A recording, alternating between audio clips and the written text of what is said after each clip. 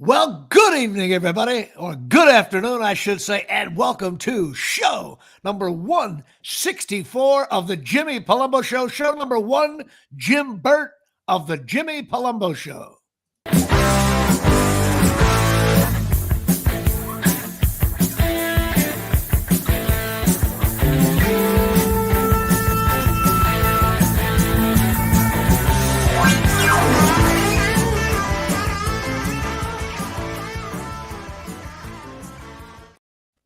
Well, good evening, everybody, and welcome to show number 164 of the Jimmy Palumbo Show. That's right. Show number 164, the Jim Burt episode, even though anybody remembers that, or maybe John Mendenhall, even going further back. Steve Indy just drove off the road.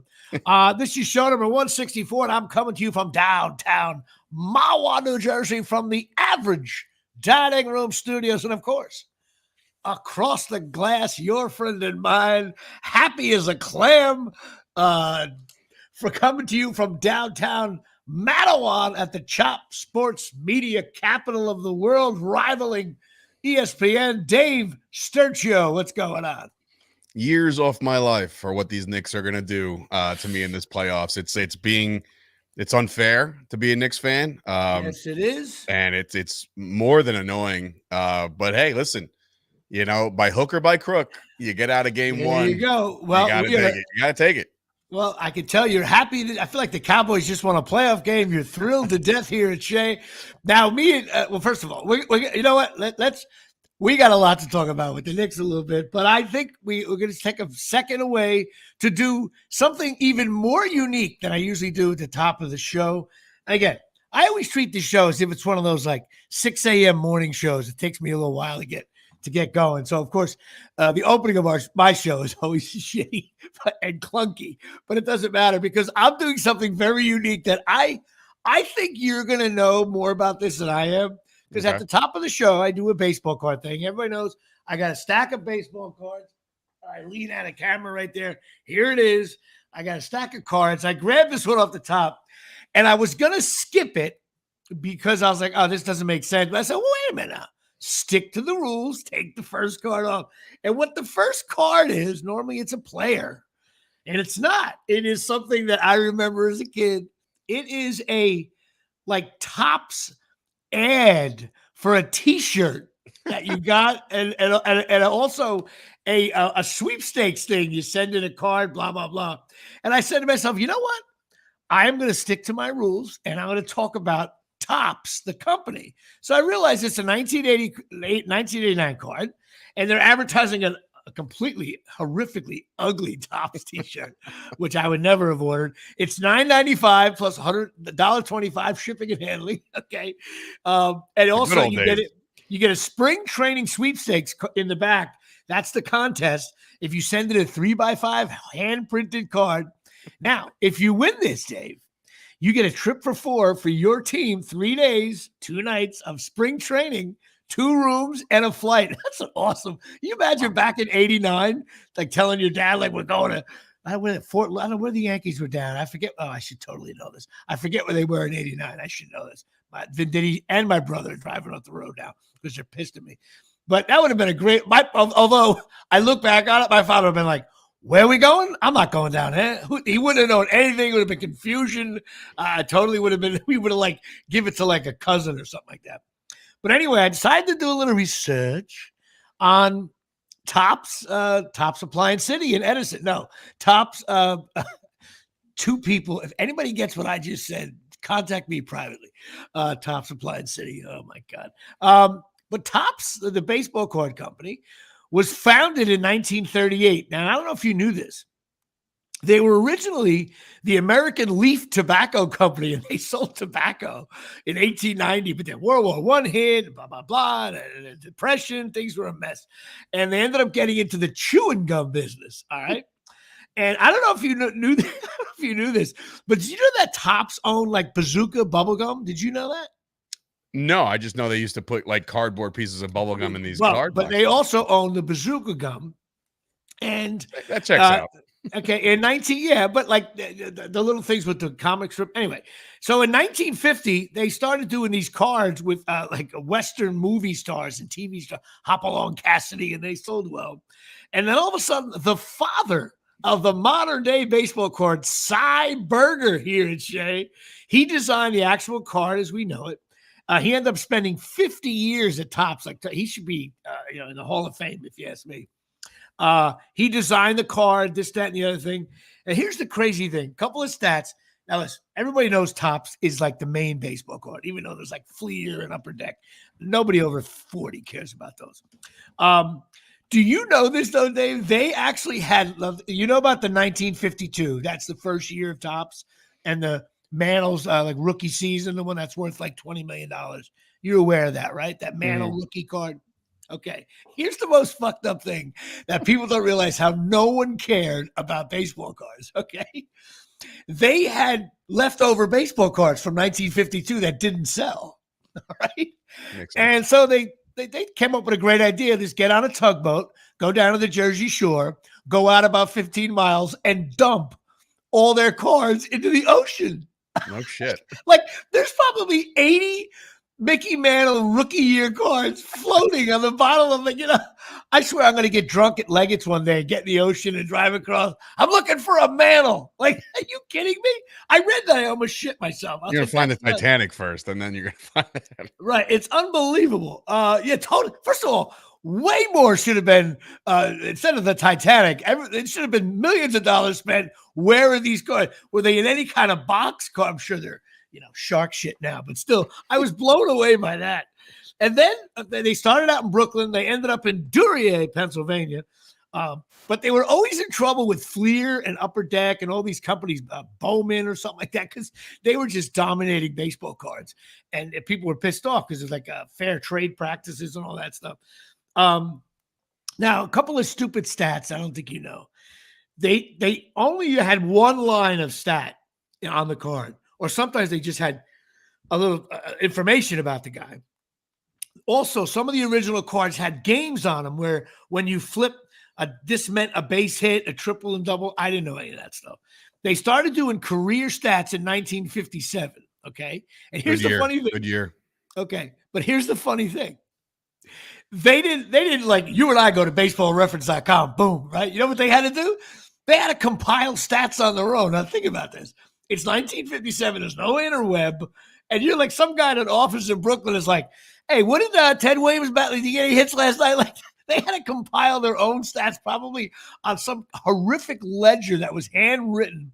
And then they slapped them on the back of the card. The mistakes must have been crazy. They also started football in 1951. And they did that till 2016. They did hockey in 54. That's the set I want to get. Remember those guys like Bill Big Nose Johnson, like no teeth and all that stuff? Those cards must be classic.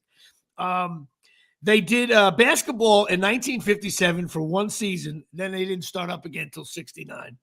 1947, they started the actual bazooka bubblegum thing, the little square ones with the comic strip in the back. Didn't know that. And also, this is another, I think this is going to be, I'm guessing you as a kid, you had these. Do you remember those ring pops? You put it on your ring and I buy them for my daughter once a week. Okay. And who originally owned ring pops? Topps. Topps. Did you know that? I was like, ring pop. Matter of fact, my mother, oh God, this is so funny to me, probably to no one else. We had the ring pops from the beginning, but then, when you're a boy, you end up getting it all over your hand and all over the place. And like, listen, you let your daughter have like 10 a day as I did, but back in the day, like one drop of some gooey candy got anywhere, they were banned for life. Game over. So anyway, they did ring pops. So that's my little, there's way more. Go online and Google Topps baseball card company. There's so much stuff that's I'm sure all the listeners are going to do that right now because 10 minutes worth of Topps bubblegum bullshit. And I think it's very, again, this is where Dave, second and third, no outs, and he hits a dribbler. Well, listen, I had time because I'm still waiting for the beer league pilot. Who was president when we shot the beer league pilot? Nixon. Oh my God! I don't even want to look. I had hair when we shot it. That's funny only to the inside production company of beer league of one. Anyway, so did you have a card or you just bailed on that too? I had a card, man. Come on. That's right. You're the home. issue You got is cards. the issue is at my house, since I do these live streams at my residence now. I have like a plethora of basketball and hockey. Oh, wait a minute. First of all, I can't believe you just said plethora. I bet say against that word a lot. I bet against that this morning. Someone said plethora. I was like, oh my, it was either plethora or Allegheny, Pennsylvania. I was like, Dave's not going to say plethora today.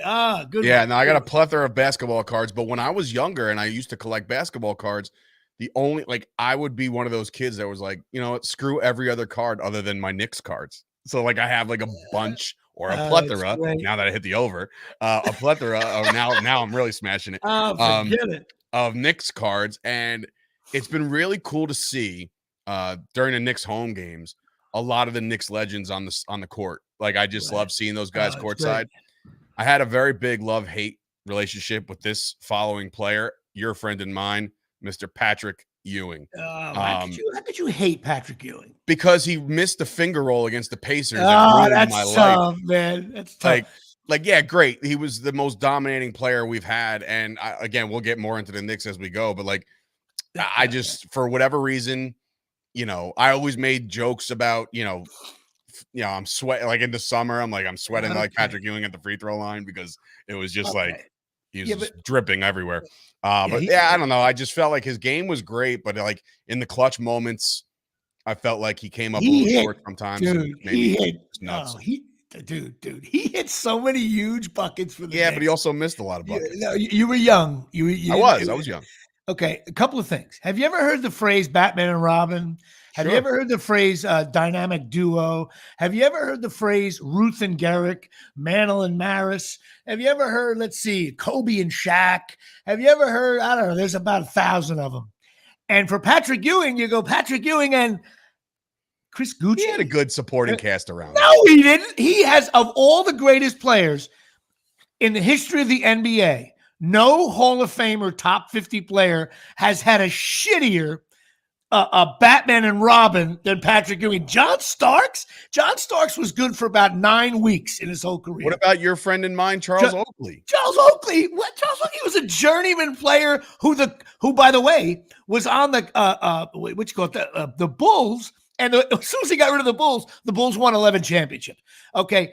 Patrick Ewing never had a sidekick, never had nothing. Nothing. It's not like Tyson Hogan, Palumbo and Sturgio running the back door. Who's Batman? Chris Gucci is. No, Chris Gucci's Batgirl. No, but Patrick Ewing never had anybody else. It's unbelievable. You know what Patrick Ewing's sidekick was? Pat Riley. Yeah, that's fair. That's a fair assessment. So Ewing got an and plus Ewing also ran into from North Carolina, number 23, Michael Jordan. He was referenced last night. So anyway, I hear you though. Ewing had some unlucky, that finger roll. You ever see that? There's a documentary, one of them, I forget. They show in slow motion that finger roll hit off every part of the manufactured basketball rim. It hit off the rim, the back, the front, the back. Listen, I was in a bar. One of the exciting things, we're going to get to we'll just jump into it right now. In 94, I was 29 years old, single, was hanging out with Artie Lang a lot. We went out. I told my nephew, who lives in the city now, when the Knicks get good, there is no Cowboys, Giants, Shaq, Lakers. Like all these young kids grew up with like, oh man, like Kobe and Shaq and LeBron. I'm like, yeah. That's because the Knicks have sucked for 25 years. When the Knicks get good in New York, no one's wearing like a Minnesota jersey. They shut down 7th Avenue last night. Yeah. Okay. It is. That's what I try to tell people. New York City is a huge basketball town, always will be. That's why if St. John's ever gets good with Pitino, even Rutgers basketball to a little effect, this tri-state area has always been a huge basketball area, always has been. The problem is the teams have sucked for so long that the new generation and internet and people wearing like back in '94, nobody was wearing a Shaq shirt or no nothing. And the Knicks are good now, and the ratings are through the roof. People are talking about it instead of the water cooler. They're talking about it on shitty podcasts like this. But the Knicks are back. They're a lot of fun. May I ask, by the way, before we get deeper into the Knicks, the reasoning for the Royals hat? Okay. Now, first of all, a couple of reasons in my wardrobe. My wardrobe person's not here. I have an extensive wardrobe, team that works on when I'm in a shitty mood, which I was this morning. I immediately just put my Lawrence Taylor jersey on, and all is calm in the world. Now I'm wearing a Kansas City Royal hat, you say. However, it's not a Kansas City Royal. The King Center dance group, where my daughter dances, this is their logo. And my daughter, with the same colors. Stop. It is. That's their colors too. And here's the thing. My daughter injured her knee in December 9th, 2023. And this weekend, from downtown Robbinsville High School, Natalie Palumbo makes her return to dance competition this Saturday from downtown Robbinsville. So 5 months. 5 months. It's supposed to be 3. But she's back dancing this Saturday. So I decided, in honor of my daughter, that I would wear the KC hat, which I will wear down there looking like a boob. And the thing is, I got a lousy one because they were cheaper with the gray back. I wanted to get a beautiful, real Kansas City Royal hat, but I was like on the boardwalk in Seaside and bought like the shitty ones that they sell. So this hat is not for the Royals, even though my friend AJ Plinio's a big Royal fan, which I only know one. Would you believe do you know a Royal fan? No. I actually know a Royal fan. I find that amazing. Is he from Kansas City? No, from Colonia. My buddy Tommy's younger brother, AJ. Oh, I almost got it. I almost got into it with your boy, your Philadelphia 76ers friend. Like I was ready to pounce. He was bringing out the Dave Destruction in me, and I was just like, Bob Sheehan? Yeah. I know he's a Sixer fan. Well, that's the problem. I said, what grown man changes teams? And he goes, it was the 90s. I was like 30 and 91. I was like, I don't give a shit. You're a grown man. Change teams. First of all, you know, when it comes to the Knicks, though, I think it's allowable. Number one, he moved towards Philly, and the Knicks. Well, listen, you and I are only in week 10 of decent Knick basketball. By the way, if anybody doesn't know, Dave and I decided to compile how many weeks the Knicks have actually been pretty good. Maybe it's up to 15 by now. It's been a lot of fun. Over the last couple of years, it's only been 2 or 3. But yes, my buddy Bob, who's a great guy. It's funny you mentioned Bob, and I'm going to bring Bob's name up, and I'll tell you why. You don't realize, but Bob Sheehan invented Cinco de Mayo. And it's also, we're still mired at 41, but I can't call it a mire. We need a Mariano. We need a 42. Someone's got to be a big Mariano fan out there. Or if you want a Jackie Robinson, but I still think on the day. That guy. Not going there. Now listen. When they all wear 42, and this is just a joke. I don't want to hear like racist comment. When the whole league wears 42, I'm like, isn't that great? Mariano Rivera, best closer. I watched every pitch, and everybody's wearing his jersey. But I still love the fact that he was the only one that was able to wear it for like 6 years, which is cool. Anyway, shout out to Kevin Marzola, who I watched the Knick game with, the closing Knick game against the Sixers last week. Shout out to Neil Goldhaber, who him and I used to have season tickets to the Knicks back in 85. Nah, I'm lying. I say season tickets. They had this crazy package. You literally sat almost in Brooklyn. That's how far away the seats were. And you got 6 games. And one of the games we chose was the Bulls. And I remember I've told this story on the air before. On the train right in from New Brunswick, I was at Rutgers. I was like, yeah, what's with this guy Jordan? That guy from North Carolina does all the scoring. He's like skinny. That's how in the beginning, and the Knicks won the game. But I was like, hey, that guy Jordan was flying all over the place. He looked pretty good. Totally not the Michael Jordan that we know. And I don't think the Knicks beat him for the next 5 years. And also to Bob Sheehan, who invented Cinco de Mayo. Anybody of my friends, they're all driving off the road now. Because we got a phone call maybe 37 years ago. He was at Chi-Chi's on Route 1. in Woodbridge on Cinco de Mayo, which, by the way, we didn't celebrate that growing up at all. It was like a holiday that no one knew about. No, this is when it wasn't even a night. It was just May 5th and a Cinco de Mayo, right? So we get a phone call from Bob Sheehan at around 7:30 at night on a Tuesday, all ripped up. He left a message for me and my buddy Mike Ruane. Dude, Cinco de Mayo, I'm all banged up at Chi-Chi's. They're 3 deep at the bar. You got to come down. We were like, Cinco de Mayo? What the fuck is that? Anyway, so historically in my family, we think Bob Sheehan has invented Cinco de Mayo, and he's a Sixer fan. He can go scratch his ass. How's the offseason treating you, Bob? Yeah, there you go. He's got it. So anyway, patreon.com, Jimmy Palumbo Show. Go check it out. Which, of course, brings us to chasingmiracles.com. That's right. Shit your body needs. Go to chasingmiracles.com. The patches, I got one on right now. Better energy. They're a stem cell patches. These work. My mother uses them. I just was talking to her again. She was hammering home that she has to wear this stuff. Makes her feel better. No needles, non-invasive. Go on the website. Talk to Tommy and Donna. They got also pain patches, all kinds of stuff. Make you feel better. This is the future of medicine. Go check it out. That's what you got to do. So we talked about the Knicks. Now, let's talk about this game one. Okay.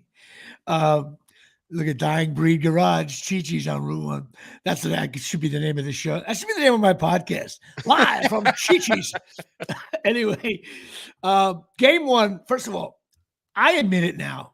I'm 58 years old, soon to be 59 for threes. Got it. I'm a bad fan now. Like, I can immediately, I'm sitting on the couch and I'm like, oh my God, Pacers are way better. Like, first of all, they look faster. They're deeper. They got a deeper bench, and they got that little the white point guard. You know. Oh yeah. I made a great joke on Twitter yesterday about this guy. I said this is the kind of guy. I think it's McDonough or who cares, McConnell. I said this is the guy that shows up to the club at Woodbridge at 5:30 in the morning with his bag ready to play pickup basketball for 6 hours. Right. Yes. That's who that guy is. There's no. I don't live in a world where we're going to have to worry about McConnell for fucking 7 games. I'm sorry. Well, it's not a thing. And I tell you what, down next game. I don't think so at all. I also thought he guarded Brunson at certain points. His problem is he played 20 minutes. What are you talking about? Yeah. Not when he was wiggling. That guy is going to be a pain in the ass for us the whole series. Yeah. And like I told you last series, it's always one guy. Last series, it's Maxey. 2 years ago, it's Trae Young and Jimmy Butler. Yep. And we get beat by these, Halliburton's like their guy, and he shut him shit. down. There's nothing there. I just don't. I think the Knicks really got lucky. First of all, a couple calls went our way. Went our way. That was one of the worst calls in a playoff game. Name another worst call. Moving screen. Dude, they called one against DiVincenzo in the second quarter. No, dude. They called, stop, so it's not like stop. we pulled that one out of our ass. They called it. If you put the two plays up against each other, I mean, it's a bad call. And you know what? It's one. He wasn't really moving. He stopped. I can compare it to this. A moving pick is similar to holding on the offensive line in the NFL. Happens every play. It's a matter of when you call it. Moving picks and moving screens happen all the time. They just happened to call this one at the wrong time for the Indiana. He wasn't really. He really wasn't a terrible call. I mean, listen. But the Knicks were still up by 1. The Knicks could have won the game. They could have missed a shot. The thing that freaks me out about this series is they led the league in scoring. They led the league in shooting percentage, and there was a good 25 minutes last night where we're a good defensive team, so we stack up. The Pacers didn't miss. But listen, it's a playoff game. You got to win games. The Knicks have lost many games like this. It's still fun. Big win, 1-0. Rangers 1-0. Fun times at the Garden, like 94. The Garden is rocking. I wish I remember those days. We would even go into the city and drink at the bars next to the Garden, just to, these big playoff games. Yeah, if I was younger, that's where I would be. There's no doubt about it. Briefly, the Yankees. Swept the series. Hey, haven't swept anybody yet, so it was nice Yeah, to beat the Tigers. Fuck it, yeah, they whatever. swept the Tigers. Yeah, I just something about this. You know what it is? I feel like, you know what the Yankees are like? Instead of fine dining, I feel like we're in a diner. It's just like, yeah, that was the sandwich. Yeah, I got a tuna and rye. Well, Like, you know what it is. The but luster is taken. They've actually had a really good April, and it's did carrying into May. But like 10 games nobody's over talking about 500. it because the Knicks and the Rangers are Oh, still about the alive. Knicks, That's all. you know. That's all I it is. just some of their at bat. I don't know. You know what? I'm a bad fan. Yeah, I'm a typical Yankee punk fan, I guess. Give Juan Soto a blank check, by the way. Yeah, and Blank he check. won't. He ain't. He's gonna go to Dodgers or something. But he's great. Fun to I think watch. it's Uncle Steve's going to be a pain in the ass with that one. Steve Cohen. I think he's going to give him everything he wants. So we'll see. If I were Soto's agent, I would say, look, let's get the most money we can, but don't go to the Mets unless the money is crazy overboard. I'd rather see in LA or San Diego can't afford it. I don't know. You know what? I got to be honest with you, though. Here's what's going to happen. He's either going to sign and we'll be thrilled because he's our guy, right? Or we're going to be like, 10 years. You know, well, they're throwing that generational word around, and it's like, you know. And he does have great at-bats. I got to give him that. But you know what? Like, everybody loves Judge, and everybody hates Stanton because of his big contract. How about Stanton about 5? How about Judge 5 years from now? Well, again, the only reason why you hate Stanton right now, not you, he's your man crush, but I'm saying, like, for anybody else who's not liking Stanton is because of the fact that because of the contract, you got to live up to that. With Judge batting, you know, close to under 200 right now, you're like, okay, he'll come around. But Stanton has this past and history of just not performing for the last couple of years. He'll rope one, he'll hit one with an exit velo of 400 miles an hour. We get it, but like overall, he's just he's declining. And he's also slow. Yeah. And he can't really play the field. Right. He doesn't have to play the field now. I think what's going to happen with him, if he's batting like 215 come July or August, I think you're going to see him not playing every day. And that'll show me that the Yankees have some spine. And listen, they're going to have to cut ties with Stanton eventually, even though I think he's still batting like 300 with runners in scoring position. But you never know. Sometimes if he doesn't get hurt, he could come around. But I think an injury is coming soon. But I love him. He's still their best player. Other news, I played in our pickleball league. Dave, I'm in a higher league now. Better fish. Why would you do that to yourself? Well, we decided as a team, that 7 or 8 of us, mixed women and men. And isn't I played again 2-on-2? Yeah, which is mixed doubles. What do you need 8 people on a team for? Well, you have men's doubles, mixed doubles, you have and women's doubles, and you. So it's just a matter of like what pairings they decide to throw out there. Yeah, there's 3 matches a game, and I played against a guy who gave me shit a couple weeks ago, and then I beat his ass one day down at the courts. I got on this court though; it was on his home court in this weird, like, building with fences all over it. I came in on the road with delays at Newark Airport, coming in late. The match started at 8 a.m. I got picked up at 7 a.m. Okay, I was out at a casino night thing till about 1 o'clock in the morning. I had no sleep. I looked like an aging LeBron. Babe Ruth? You can't pull this shit off, Jimmy. I got there and I played with a guy who's better than me, this guy Z, and people were watching, and I knew it right away. I was like, I'm stiff. I can't loosen up, So they went up 5-0 right away. The Knicks won. What's the scoring? How do you win? You got to get to 11. 11. You got to win by 2. Yeah. So they beat us 11-2. First match. Okay. So now we started at 8 o'clock. It's like 8:07, and we're down. First match is over, and Jimmy's down early. Yeah, my buddy Dave. Now the thing was, though, this is where I'm always honest with myself. I didn't play well, but the guy, my partner, like, in other words, it's like, you know what, LeBron James with 8 points here with 2. Like, it's like, dude, you gotta, like, I can suck. Wow, look at you. You can't. Just throwing your boy under the bus. Oh, no doubt. He admitted it himself. So we get to the second game, right? And the first point of the game was long, and it woke me up a little bit because the guy gave me a weird look, and I got pissed. And when I get angry on the court, I play better. Okay, so there I am. Now I'm angry. They rattle off 9 points in a row. It's 9-0 in game 2. We are seconds away from elimination. What is it, a 3-game set? Best out of 3. And we lost game 1. Game 2, we're down 9-0. We call a timeout. They have timeouts in pickleball. It's the creepiest thing. I didn't want to call a timeout, but my partner calls a timeout.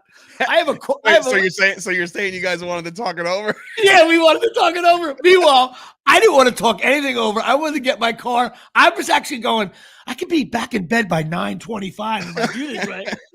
So we go to the bench. I'm sipping coffee, and my partner and the coach, my buddy Dave, is the coach or manager. Coaching pickleball.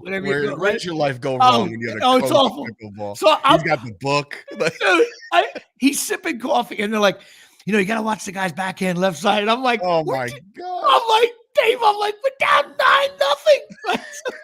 So I go back on the court, and shoulders are slumped.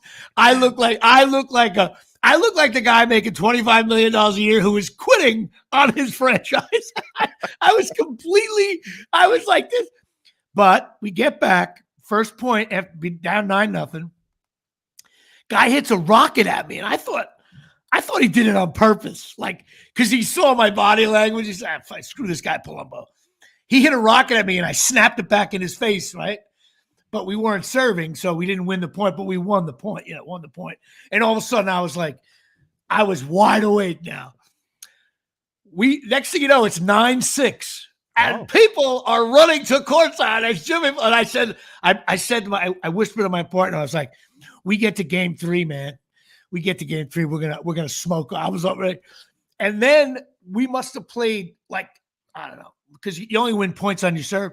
We played 8 same shit. We played 8 or 9. Really, I was bringing it, bro. I was the guy Ed Palumbo. I was like a boxer who, Judge Ramirez has it 116, 112.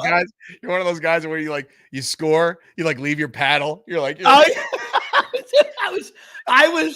was like a boxer who lost every round till the 8th, but he's hurt. He's hurt. He's cut. And we ended up the points were much more competitive, and we don't get me wrong, we lost 11-6, but it was like they walked off the court. I felt it. I was like, so of course our team is like, you guys got smoked, and I was like, yeah, we did. I was like, I want one more crack at those guys, and supposedly on May 19th, I got another shot at these guys. Where is this game being played? This is going to be played on our home court now. So where's your home court? Downtown Sports or wherever we play a Premier Pick. All these stupid. I just think that's got ticket sales availability. Ticket sales. I mean? Palumbo's. But you know what? I was driving home with my buddy, and he's always, Jimmy, you overrate yourself. You think you're so good in pickleball. And he's right. I always bust balls. I think I'm better than everybody, and I suck. And I woke up the next day. I'm like, you know what? I'm pissed. I played like shit. I didn't play well at all. Had I played well, that thing would have went to 3. Jimmy walks off the press conference and shit. Jimmy, you know what? We're done here. We're done here. I stormed off. And I admitted it. I said, I played lousy, but don't. And because what my buddy said, well, you were playing with Z. You guys should have done better. And I went, you mean the guy that hit 8 shots out? That guy, my partner? I said, no. Wow. I said, you go up to Z, who I love, by the way, sweetest guy. You know when somebody's so nice, you can't even, it's hard to even bust his balls. You friends, you bust balls. He's so nice that the ball breaking doesn't fly. He's from somewhere in Spain or something. I don't know where he's from, but Europe or something. He doesn't even speak English. No, he's got an accent. He's a servo, asshole. He's a professional. No, he's not from Spain. Bull rider. It's somewhere in the not Middle East, but I don't know where. I'll find out. He's actually a caretaker. He takes care of a 90-year-old man. He's such a wonderful guy. So he's like, oh, Jimmy, you're out there just making him feel like. Right, and I'm like, no. He said, oh no, I didn't say anything to him. He kept on apologizing to me. I'm like, Z, don't worry about it, man. It's just pickleball. Who cares? Meanwhile, Meanwhile, he takes to Twitter and he's like, "You got to see this fucking boob, Jimmy Palumbo. I know, He boob. I stinks." felt. You know what? I got off the court and there was a mirror in the place. I realized I walked by the mirror. I looked ruddy. You know what I look? I looked like Ruth in a 35 with the Boston Braves. I just was like, I looked like John Goodman at the end of the Babe. Like, Babe Ruth. It was just awful. And I'm resounded. I can't wait till I play pickleball. Whoever I play next doesn't realize that I'm gonna be like Taylor in '81 next time I play pickleball. I'm gonna be Jimmy like coming off a new endorsement deal. And I'm shit. pissed. I played like shit. I was fat and slow. I hated that bullshit. It's such an easy game. Yeah, I'm sure things will be completely different in 2 weeks' time. Anyway, now here's another thing. I was supposed to run this 5K, right? Here we go. Oh yeah, this is awful. There's signs all over. I'm sure we're down by you too. 5K. Every 5K event near here, I have competition with Natalie. Mother's Day. I got this. I can't. I feel like a guy. I'm gonna put up a banner up of me with my headshot saying I need a 5K. I want to run. I gotta. Supposedly there's one in Allendale. I'm gonna try to run because I have to see this.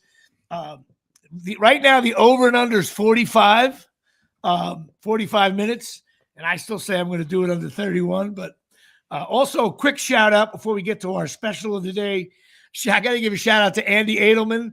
We had some fun online. He was doing a bodybuilding thing, guy from Colonia. He looks great.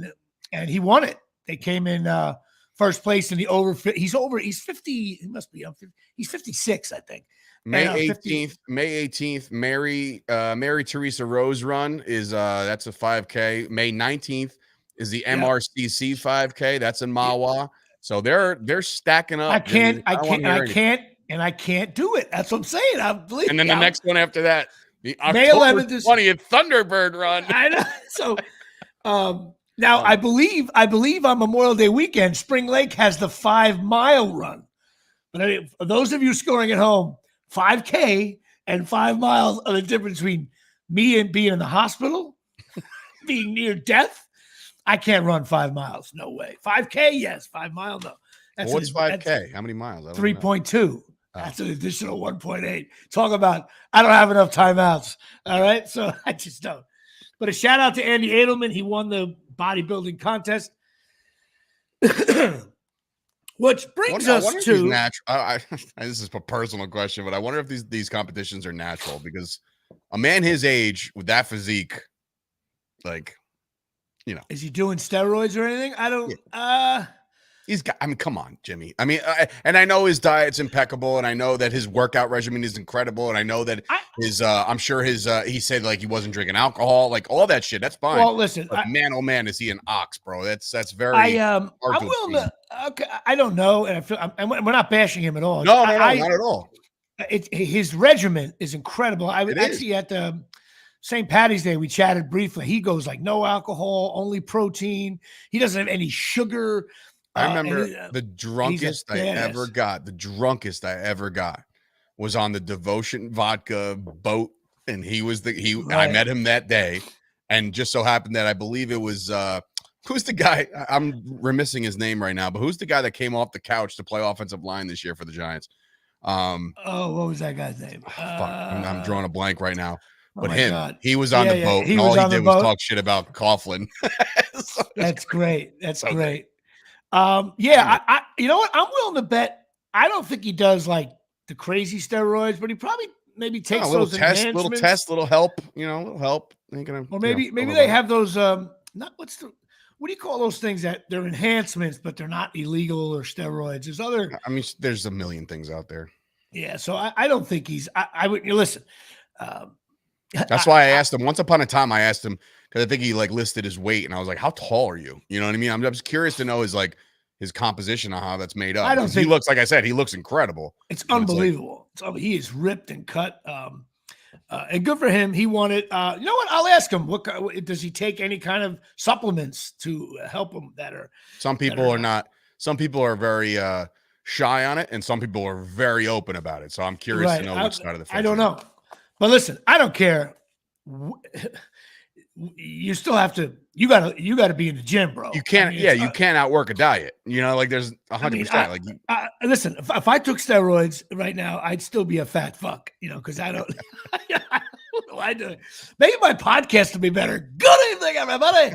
Welcome to Jimmy's voice is deeper this week. maybe it'll be higher. Maybe maybe I should do like podcast steroids. All right. Well, of course, this is the famous part of the show. Dave, what do we call this part of the show? Jimmy's bookings. And this week we're taking it back more recent in a booking that you got actually while I've known you. So it's like all the ones that we've talked about everything under the sun, but this one. And of course, now all this is sponsored by cornholelevel.com. That's right. For $19.95, go get your cornhole level. Dave has been struggling with just a tough time. Cornhole gets a little tight during these Knicks games. Yeah, the Knicks game, my cornhole. Matter of fact, I was ready to hook this on my ass with 10 seconds ago. And you know what? If you hook this on your ass on a nickname, you get an offensive foul going the other way. Athletics. You know what it is? What's his name? Did not have. If he would have hooked this in his ass, he would have not gotten that call right there. Or maybe the ref had one. Anyway, use this on your cornhole board. Wiggle it around to and fro. The bubble goes in the middle. When it's in the middle, and it is perfectly rounded to the standards of the Cornhole Level Society of America. Go to cornholelevel.com. 20% off your entire order. There's teams on the logos on there, teams, everything else. My second baseman, Michael Caprio, owns a company, cornholelevel.com, and they sponsor this podcast and this next segment. Well, all right. First of all, we got to talk about the Michael Che, that damn Michael Che show. And please, not that this is sensitive, but I was in 3 sketches, okay? And I was in season 1, episode 1. I was in season 1, episode 4. And season 2, episode 1. 3 total sketches. And let me tell you something, man. I mean, Michael Che, he pushes the envelope, man. Oh, yeah. The first sketch I did, and it leads directly to this podcast, and I'll tell you why in a second. It's called Policing, and I did a sketch with a guy who is way big now, Chris DiStefano, big-time comic now. And we played 2 cops doing a PSA for, how cops should talk to kids in the neighborhood. And we're on a basketball court in the city, and it was like basketball jokes we were pushing it right there. The only thing I really remember laughing about is I had to snatch a basketball away from a kid and I had to punt it live. Now, Dave, okay, first of all, the last time I punted anything was probably 1978. Okay. Now live while we're shooting, I had to take this basketball and punt it. Now, don't ask me why, but I'm a righty, but I punt lefty. Don't ask me why. Couldn't tell you. So we do the first take, and no one told. I guess they assumed because I look like a fat. By the way, I look 700 pounds in this. Okay, and I had all kinds of gear on me, the fake guns and all that different stuff. I was cold out. They had crew like with lights and stuff, and I guess they assumed that this guy can't punt it that far. Let me tell you, we shot it. We got it right on the first take. I grabbed the ball away from the kid. I said, "You want this ball? You want this ball?" And I punted, dude. I hit a high spiraling kick deep into take it at the 5 and knocked out of bounds inside. I hit such a gorgeous punt. It hit light stands. People were screaming at me. I was like, "Hey, the guy said to punt it. Your problem. You didn't stay back far enough." But during that shoot, I never forget it. I was talking to Chris DiStefano. We were talking about life and comedy, and he knew Artie Lang and stuff like this. We were just talking about this, that, and the other thing. And that's when he told me he did podcasts. Right? And I didn't know. I didn't really know who he was, really. And we started talking. And then he's like, "Yeah, doing this show really hurts me." And I'm like, "What are you talking about?" Here I am coming in. I got 120 credits. I've been in the league. I look, I'm like Alan Trammell. And he just drove off the road. And he's like, "Well, it's costing me money." I'm like, "What do you mean?" Like, I knew I was getting paid really well. And he goes, "Well, I do a podcast." And he mentioned, like, I got these Patreon followers. And I'm like, I didn't know anything about this. And that's what he said to me very casually. He's like, Jimmy, I got like a couple 100,000 people sending me $3 a month. Okay. And I went, what?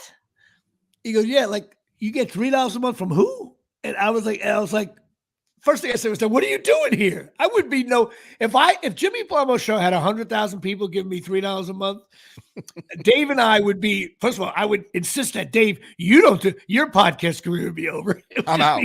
I'm done. Dave would be completely committed to the Jimmy Palumbo Show. And Miles and his daughter would be wearing Jimmy Palumbo shirts. And that's what I said. I had been thinking about, turning the microphone on. And that's when I said to myself, I was like, and then a couple days later, I was talking to Dominic Lombardozzi, and he goes, yeah, I'm doing a podcast. And I was like, if Dominic Lombardozzi's doing it, who I dearly love, and this guy's, I said, and that's what I posted on Facebook. I'm thinking about doing a podcast. And then, of course, biggest mistake of my life. I replied to it. Yeah, you replied to it. And here we are, show 164. So we did that show, which was cool. And then I had to do one, episode 4, which was I played Billy Porter, the actor, was playing Atomic Twan, who is a flamboyant superhero. I'll leave it at that. I don't know how else to word it. You're allowed to say gay. You're allowed to say gay. I don't know if you can with him. He's weird that way. I don't want to get involved in that. But I'm a security guard at a bank, and we are sitting on the ground with our hands tied with a bomb in the bank, and we're hoping that Atomic Twan comes and helps us. And I'm sitting there with Rosebud Baker, who is a very talented writer and comic and very pretty as well. I'm sitting on the floor. Now, let me tell you something. You know when you sit on the floor and you can put your back up against something? I had nowhere to put my back up against. And I was on the floor for 9 hours, a cold, old bank floor. Plus, my hands were tied behind my back. I have to pee. They're like, do you mind if we don't untie you? I'm like, I'm on the floor. I'm getting that, what do you call it, the coolies, where the cold floor goes up your asshole. And I'm like, this is the most horrific situation I could possibly be in.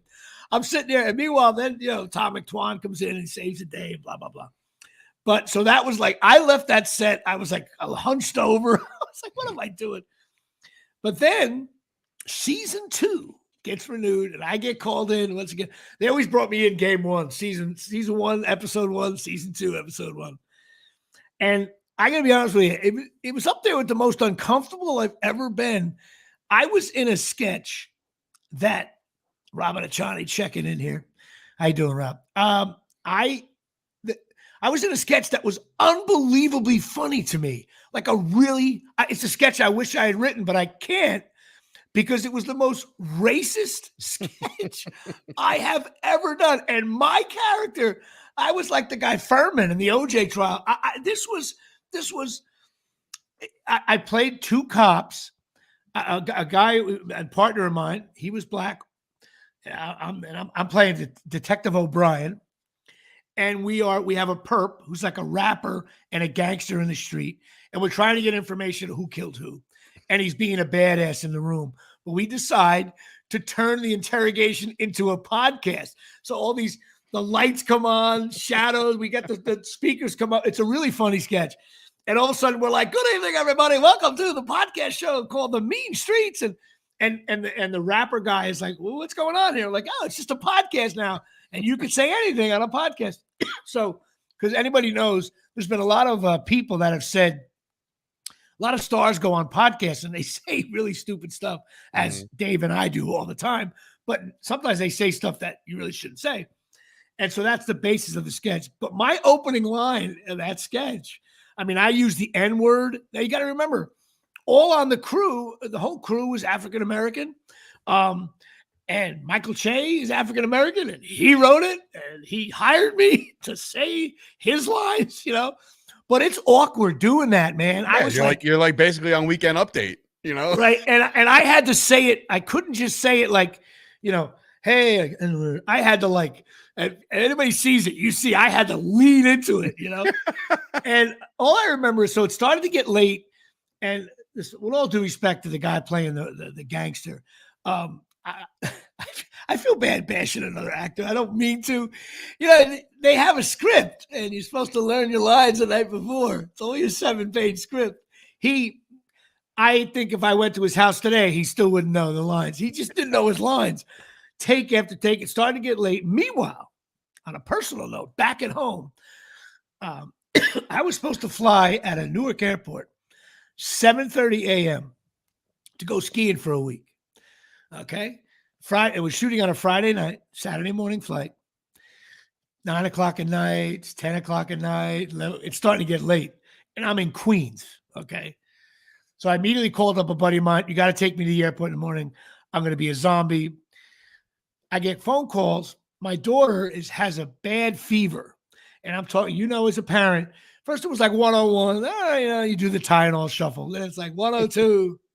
And then it's 102.5. And next thing you know, it's like 103. And I'm like, we finally got done horribly late at night, maybe 1 o'clock in the morning. I drove to Natalie's house, made sure she was okay. She was miserable. Her fever was still high, but I had a flight. Like, what was I supposed to do? Like, I can't either go to the hospital, so I was torn between that. So that whole night was brutal. Plus, I had to snort cocaine as part of the sketch. Okay. Now, those of you, and Kyle, see if Kyle can weigh in on this. The over and under on Jimmy Palumbo doing cocaine is 0. I am not a drug addict like that. I've smoked some marijuana in the day, but even not that much. I'm not a drug guy. I'm a fat drinking fuck, but I just don't do drugs. It's not my thing. And the guy says to me, "Hey, Jimmy," and they put this like fake pot stuff. Coke stuff. And he's like, just rub your hand along it with the dollar bill and hide it with your hands and act like you're snorting coke. I'm like, yeah, I got that. Yeah, good. You kidding me? Back in the 80s in Miami, and I'm acting. Meanwhile, I'm like, I don't want to do this. I don't know how to. This is not like we're playing pickleball, which anybody else can do in the world. This is like, Jimmy, go take a 9-iron and hit 170 yard. Like, I was like, I don't know how to do this. You know what I mean? So if you see it, it's on HBO Max, the show. I do a horrific job trying to pull this off, but I did it anyway. And then it just was like, it was just one of those shoots that was just long, tiring. But I think the sketch is awesome, but I can't really I can't put that on my social media, really. I mean, would you? Yeah, I mean, you always, I think you get more nervous about your own stuff than the common viewer. Like, I think that would be hilarious, right? But like, you are like, my daughter, like, you get a little trepidatious.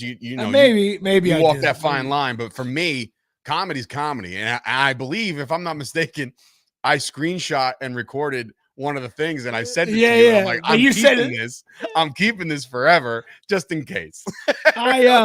You know what? Maybe you know what I'm going to do. Since these are 3 sketches, but they're not that short. Maybe I'm going to post. Longer. I'm going to post these. Maybe can we post that long on I guess I could do it on Facebook. Yeah, I mean, I just got to find it and how to rip it. Like, I don't know how to rip it off. What if I tape it off my phone? Will that be good enough? Maybe. I mean, it depends. Just hold the phone sideways, But what if I set up like a tripod in front of the TV? I could probably get that right. I haven't. I watched it this morning. I watched a little bit of it. It's a funny sketch. Anyway, season 2, episode 1. Yeah, I'm in season 1, episode 1, season 1, episode 4, and season 2, episode 1. So 1 and 4 and 1. And I think the show is funny. I believe it got canceled, but I don't know. Maybe with the strike, they just. It used to be called the Michael Shea Show, and now it's that damn Michael Shea. So I don't know. It always was that damn Michael Shea. Oh, I thought it was the Michael Shea Show first. No. Oh, okay.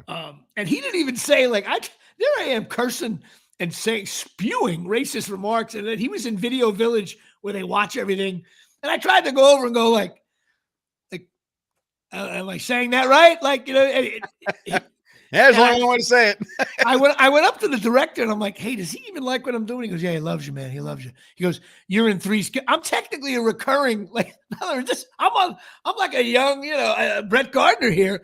And I was hoping the show would go on because sketch comedy, I did back in the day. It's something that I like doing. I think I'm fairly good at it. But it was an awesome show to do. But again, it was when it first came out, no one even knew about HBO Max. It's much more popular now. Right. And it's just called Max now. So sorry. There you I'm just go. saying, See? like, that's how big it got. It It's called outgrew Max. HBO. I have it. And if you want to watch the Michael Che show, it's also got, it's not just sketches. He has a through line where he talks about himself. I think it's good. I enjoy the show. I think it's a good show, and I'm not saying that because I was on it. Even the other sketches, they work. Awkward moments. It's like I don't want to call it the Black Larry David, but there is those Curb Your Enthusiasm moments for sure. But it was cool. Yeah, one of the that was a hot show to book. There's Palumbo in the lineup. Face hit the center. All right, so that's it. That damn Michael Che. Go check it out. Season 1, episode 1, season 1, episode 4, and season 2, episode 1 that I was never heard from again. Which brings us to Absolute Eyewear, 42 Main Street, Woodbridge, New Jersey. Craig and Johnny. Now, normally I rattle off all the different things they have, but I want to do a special thing here. Absolute Eyewear, down by the train station, 42 Main Street, Woodbridge. They're the best people in the world. They'll take care of you. But they, I almost got hit in the eye playing pickleball about a month ago, and I saw another guy get hit in the eye. And first I was like, I'm not going to wear it. What am I going to be, Kurt Rambis, and wear those glasses? But then I saw someone get hit in the eye, and I'm like, Horace Grant. Yeah, but he got hit in the eye, not from the ball coming at him. He got hit in the eye from his partner mishitting it, and it kind of like hockey ricochet. And dude, like, it really wasn't funny. Like, it was like it dropped him. It must have caught him right smack on the eye. And I was like, the fuck am I doing? What am I going to go blind playing pickleball, And so I called up Janine. I'm like, hey, they have these ones on Amazon that are like $4. And I'm like, Janine, and she said, Jimmy, Absolute Eyewear sells rec specs, pickleball, protective eyewear for any, really. They're not pickleball. It could be tennis or anything. So he's they have good prices on them. So give Absolute Eyewear a call. I'm going to be picking up a pair. The sponsor is giving me a promotional pair. Pretty sure she hooked up John Paz when he was coming up on the wrestling. Yes, he told me that for years he had eye issues. So he finally outgrew him, or he just didn't care anymore. But she worked with him. So very cool for Johnny and Michelle to do that. And so look, Absolute Eyewear is making me a better pickleball player here at Shea. My daughter had her confirmation this Saturday. It went very well. She is now an adult in the eyes of the Catholic. Someday, I don't know if you're going to be doing this with your kids, but it's like communion. I don't know if you're going to go through with everything, but it's you got to get a sponsor. They got to go to meetings. It's definitely. I know. I went through it. So yeah, me too. So it's totally different now, though, the way they do it. But Natalie did great. She looked beautiful. My friend Father Paul showed up unannounced because he told me I was at her communion. I was at her when she does the confession, and I want to be there for her confirmation. So he showed up on the altar, which was cool because he's not in our parish anymore. So he showed up, which is cool. She's still doing his podcast? No, he's stopped doing. He's trying to figure out like whether to do podcast and what kind of podcast. I think he should still do it because I thought, believe it or not, he had some great podcasts. But the problem is he's got to be careful everything he says. Right. And if he goes in, when you're talking like you and I do, you get into slang, but he's a priest. You got to watch, what I mean? He's doing, so he's got to figure that out. I thought he got some good guests. It was interesting. And he got a lot of, show was bigger than this one. He got a lot of listeners. But yeah, hopefully we'll be doing that. And a shout out to my sister, who was the sponsor. Of course, my sister was just like me, bragging she was the best sponsor there. It was great. We had a lot of fun with that. And we went out to a nice bite to eat. I was also ready to play my return. Johnny Trinnell's coming back for season 43 of softball, 43rd year technically. But rain delays and they canceled the game. By the way, it was pouring rain. Let me tell you how bad this league is. It was like Noah was out building his ark in front of my house. And I'm like, the game is in 2 hours. And I'm like, is the game canceled yet? They're like, we're waiting to see. What are you waiting to see? It's been raining since midnight last night. We're over. Everybody's over 50. And it's like, time out, talk it over, and end it. So I'll be making my return this Sunday, live from Finch Park here at Shea. And now I wasn't going to talk about this, but before I talk about this, big shout out to Rutgers softball. I don't know if you know, she was on our show, Kristen Butler, the coach. They are the 3rd seed in the Big Ten tournament. That's the highest seed they've ever been. They start on Thursday. They even got a bye in the first round. They were 33-21 this year. They're ranked 65th overall, which doesn't sound so great, but Rutgers was never that high. And a lot of colleges play. It's not like football 110. That's pretty good. And they were tough this year. So I got to give a shout out to Rutgers softball. That was one of their worst sports in the Big Ten. But she turned it around and she came on my show. And I just sent her an email this morning. I said, good season. Maybe they'll make some noise in the Big Ten tournament. I don't think they can make the NCAAs, but you have to have like a PhD in biochemist to decide the NCAA super regionals. Like I always feel like Florida and Georgia, like every other team, you lose once, you're out. But like Oklahoma and Florida in their 8th loss here, and they are still alive. I don't know how it works. It's like double elimination, triple. It's like, oh, wait a minute, Oklahoma. In Oklahoma, by the way, it's like 61-2. But a shout out to Rutgers. Now, this is what I wasn't going to talk about, but I feel like doing it. Last week I got a phone call.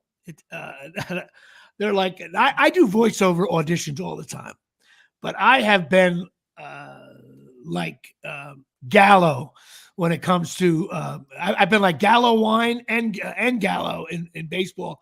I haven't booked a voiceover in a while, and you do all these auditions, and I get the thing out, I record them just like this, and you send them in. And after a while, you just strike out. And after a while, I got to do them because it's what I do for a living. But you just strike out. And after a while, you're just like, wow, like what? Like if my voiceover agent said to me, hey, Jimmy,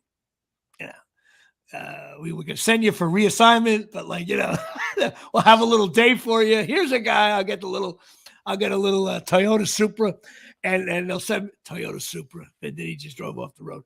And so next thing you know, I get a phone call. Hey, Jimmy, they want you to do a callback. I'm not going to say the name of the product yet. And I'm like, really? And it's a big product, and it's a TV course. One of those things like, it's big. So I got in. I sent it in right away. I listened to the old thing. I'm like, I'm doing the same thing I always do. And then supposedly the advertising agency loves it, and they're going to show it to the client. They were supposed to show it to the client Thursday morning. They're supposed to hear it Thursday night. They didn't do that. They're supposed to show it to the client on Friday morning. They didn't do that. Supposed to show it. In other words, they didn't decide yet. And then finally I'm texting. He goes, Jimmy, I think it's between you and another guy. And I'm like, oh my God. It's like, Leonard Duran here. So they're supposed to show it on Monday morning to these people. And it's still Tuesday. Here it is, Tuesday, 2:00. And I still don't know if they heard it.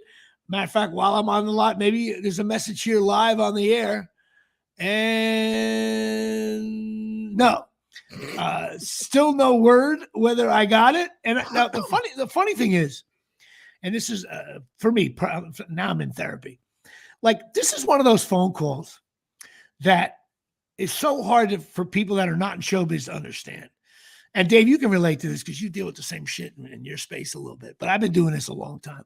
Like, I'm going to get a phone call from an agent, and he's either going to go, Jimmy, really cool. You're booked tomorrow, 2:00, and I'm going to be the voice of a pretty big product. And it could make me it's one of those things, very casual. I can make $35,000 on one day's work. It's one of those, really is.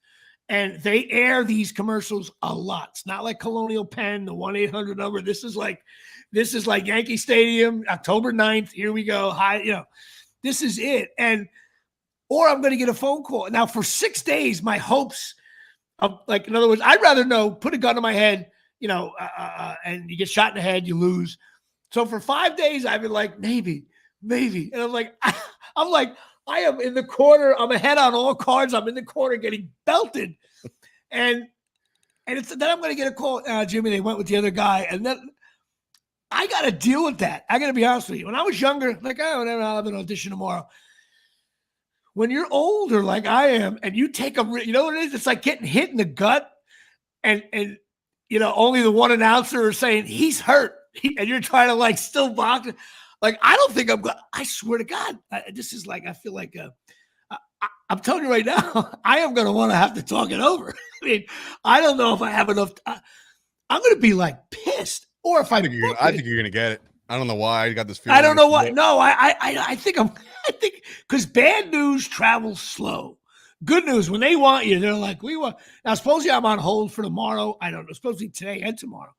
And it's such an active thing. Now, I sound like such a pussy, I know, but man, I guess if you're a sales rep and you've been doing sales calls and you finally listen, there was 400 people that went out for the Brooklyn Nets PA announcer. I got chose to the Final Four, and I waited for like 3 weeks to find out that I was the guy. I was the guy. They were like, you're going to be the new voice of the Nets. And I was like, this is great. And then a day later, they're like, so this guy from Cleveland, he's a Brooklyn native, and we think he'll be a great fit for us. So the Cavaliers guy stepped down to go home to Brooklyn, and my dreams were shattered. So it's like, all right. I know. But the weight, yeah, man. Like you're at your phone like this.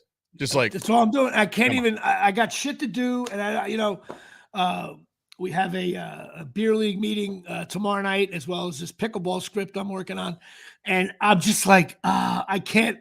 I just want to sit. Your life on pause, man. It's annoying. But it's stupid to do that because life goes on, and you just got to move on. But like, I just want to know. Like, I prefer. You remember you used to go to Olive Garden, they gave you that thing and it vibrates in your hand when your table's ready? Yeah. I want to invent that for life, where like if you're up for something and if you're up for a gig or you're thinking about you don't know whether the girl's going to say yes or no, you hold the thing, and when it vibrates, you're good to go. If you don't hear a vibration, you're out. That's it. Then you got to return self-addressed envelope with the buzzer in there, and you're out. I hate not knowing. No breadsticks. No breadsticks with the salad. I swear to God, well, we talked about this already. My idea for a restaurant is just the breadsticks and the salad. That's it. So we're like Olive Garden light. You just go in there and everybody, there's nothing on the menu. Matter of fact, you sit down, they just bring you the breadsticks and salad. There's no option to order. There's no water, no drinks, nothing. You just get breadsticks and salad, done. You can have it like in an 8x8 space.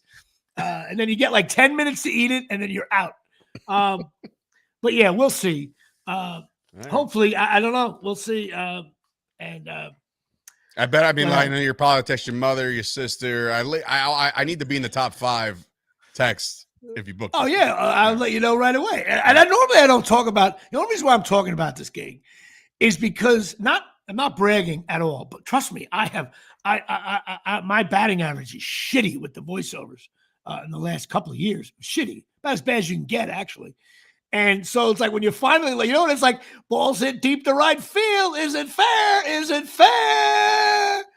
We'll be right back. Like, it's like, is it gonna cable goes out? Yeah. And the thing is, listen, I've hit like dead center field shots to the wall. I don't care if this nicks the foul pole and there's controversy. Did it hit the foul pole? I don't care if it's, you only hit it 300 foot. Yeah. The screen moves. Some guy in the front row reaches out, hits off his hand off the ball. Jeffrey Mayer style. Yeah, Jeffrey. I don't care how I win this game. I just want to tear off the jersey and run through the tunnel. We are going to the next round. But I'm just going to be so pissed off when I don't get it. For some reason, I think I'm going to get the shitty call. Now, in terms of next week's podcast, what's funnier? It's a little funnier if I don't get it, because then that has to open up. We will do show number 165 from the Jimmy's drunk over not getting, and I can't even say the name. Next week, I'll tell you the name of the brand. All right. Which that's it. All right, we've gone long. Don't forget Pine Tar Bar and Grill, 121 South Main Street, Forked River, New Jersey. Pine Tar Bar and Grill. They got all kinds of sports going on. The Knicks, the Yankees, they got everything. A lot of Knick fans showing up there.